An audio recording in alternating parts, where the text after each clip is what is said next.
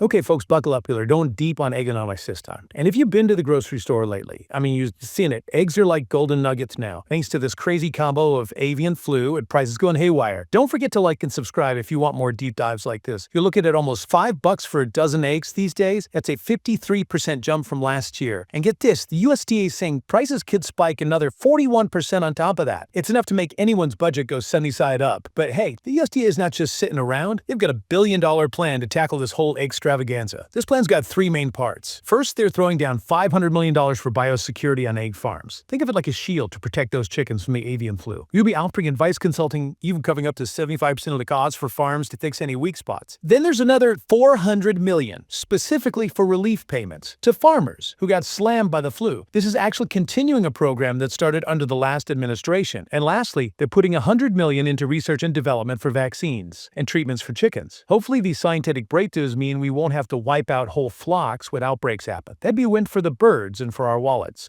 Now, the USDA is also considering cutting back our regulations as a way to maybe lower prices over time. And if all else fails, they might even bring in eggs from other countries for a bit to meet demand. But don't worry, those imported eggs got to pass the same tough safety tests as the ones we produce here. Agriculture Secretary Brooke Rollins is all about moving fast. He said, "We've been burning the midnight oil to put together what we think is a solid plan. There's no quick fix." President Trump has zero tolerance for long drawn-out processes. Food security equals national security. Sounds like they're really trying to crack this thing wide open. Speaking of cracking things open, did you know there's a rule that forces companies raising chickens for meat to just chuck out perfectly good eggs? Yup, you were right. We could be talking about 400 million eggs wasted every single year because of this one rule. The National Chicken Council, which represents these companies, they've asked the FDA to change it. They're saying it's a huge waste of something valuable. Now, these wouldn't be the kind of eggs you'd fry up for breakfast. These are more like the eggs that go into meal ice cream cake mix, things like that. But still, imagine how egg prices might change if all those 400 million eggs were suddenly available. It could really help to beat some of that pressure on the market. But hold on, we're not done. We're about to whisk on over to Texas, where the lottery's got itself in a bit of a scramble situation. So they recently gave out an $83 million prize through a third-party courier service. And well, let's just say the Texas Senate was not happy. They immediately, and I mean unanimously, passed a bill to outlaw these courier services altogether. So how did this whole courier thing work? Basically, people could buy tickets online through these services. Then the couriers would go to stores, buy the tickets, and send photos of them back to the customers. Sounds pretty simple, right? Well, not so fast, says State Senator Bob Hall. He's claiming the Texas Lottery Commission never even had the power to allow online or phone sales in the first place.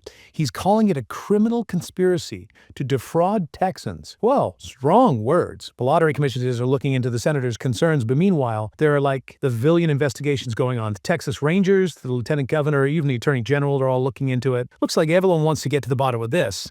One of the 5 lottery commissioners has already stepped down, and Governor Greg Abbott has called in the Texas Rangers to figure out what's going on. And now get ready for a gear shift, because we're heading into the world of government efficiency, and a department is causing quite a stir. It's called DOGE, the Department of Government Efficiency. So DOG's whole job is to look at how the government does things and see if there are ways to make it work better, basically. Are we getting the most bang for our buck? And, maybe trim some of the excess class. But what they've been doing lately has really kicked up some dust. Some folks are saying they've gone overboard with cutting budgets and even firing government workers. It's a real clash of opinions with strong feelings on both sides. Congresswoman Julie Johnson, she's a Democrat, and she's saying that DOGE is kind of going rogue, like they're slashing budgets that Congress already okayed. She's pointing out that the Constitution gives Congress the power to decide how money gets spent, not the executive branch. She gets that it's important to make sure the government is running efficiently, but she thinks DOGE is acting like a bull in a china shop, just ignoring how Congress does things and what they've already decided. But then on the other side, you've got Congressman Pat Fallon. He's a Republican, and he's all for what the administration's doing. He's saying the DOGE finding $65 billion in potential cuts. That just proves how effective they are. It shows that the administration is serious about being responsible with taxpayer money. He's pushing back on the idea that a government's already running as efficiently as it could be. He thinks Congress has been letting the government get too big and waste too much money for way too long. Congressman Fallon's view is that the president, being in charge of things, has the right to make these cuts and let go of federal workers if he thinks it's necessary. He sees it as a way to deal with all the wasteful spending, all the extra layers of bureaucracy. So what do you think about all this? Is DOGE out of control, or are they just what we need to get the government lean and mean?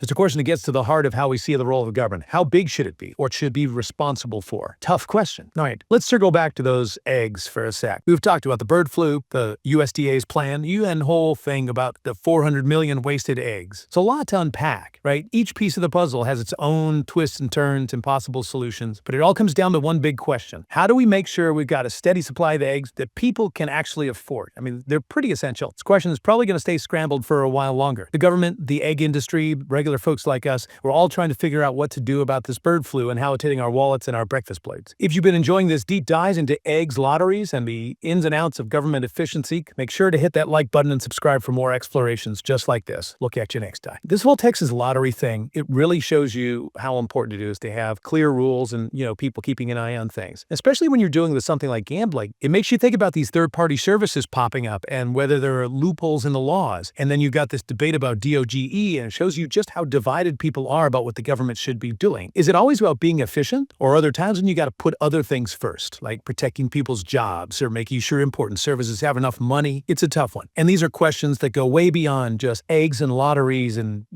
government departments. It's about power and who's responsible for what, and that balance between individual freedom and, what we do together as a society. These are getting more and more complicated, so it's more important than ever to stay informed, to get involved, and ask those hard questions. The answers might not be easy to come by, but just trying to find them, that's a big part of having a democracy that works in a society that thrives. You know that thing about the rule that says companies got to throw out all those eggs, 400 million of them? It makes you wonder what other weird rules and regulations are out there that we don't even know about. Things that are affecting our lives every day without us even realizing. It's a good reminder to stay curious, to keep digging deeper, and to never just take things at face value. Well, that's going to do it for this deep dive into the world of eggs, lotteries, and the never-ending quest for government efficiency. If you enjoyed this episode, make sure to hit that like button and subscribe for more deep dives just like this one. Until next time, stay curious, folks.